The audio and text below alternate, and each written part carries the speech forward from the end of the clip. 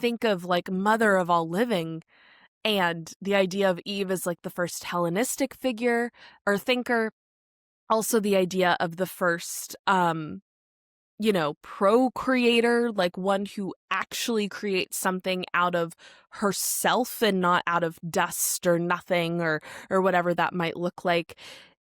She is origin in so many ways, like the first to step outside of perfection and into human experience, the first one to actually own wholeness, not just good, the first one to want to balance the light and the dark, not just have this one-dimensional experience.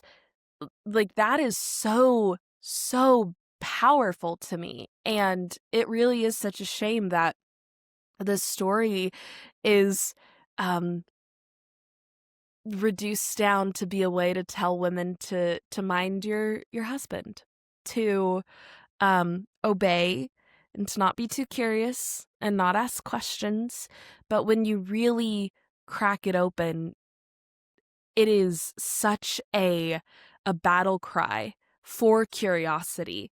And I love this, we've talked a little bit in the past about how there's the mythology around Lilith actually being Adam's first wife and being banished and having spoken God's name because she actually wanted to be an equal and not a subordinate to Adam. But in this kind of reclamation of divine womanhood, I think we also see kind of like a girl power, like women supporting women story arise here. That is like, if Lilith is represented by the serpent, like to come and kind of support Eve in this, right? If Lilith is represented in the tree, that it is like, come eat of my fruit and learn and know. And,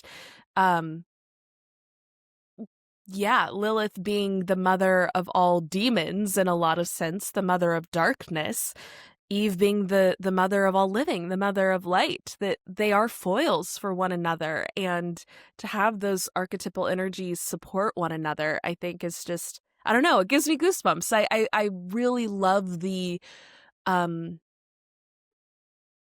archetypal resonance it feels very much like a truth for me, even though, of course, like we mentioned earlier, it's not as though this is like a quote unquote true thing. Like what story is true, what myth is true.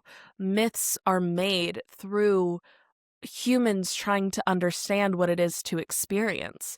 And what is it to experience if not to be curious and want to feel whole and experience the vastness and expansion of all that this life has? And that's Eve. I That is agree, and Eve. I love looking at it that way, and just framing it that way in your mind over and over, and see what comes out of that. Like,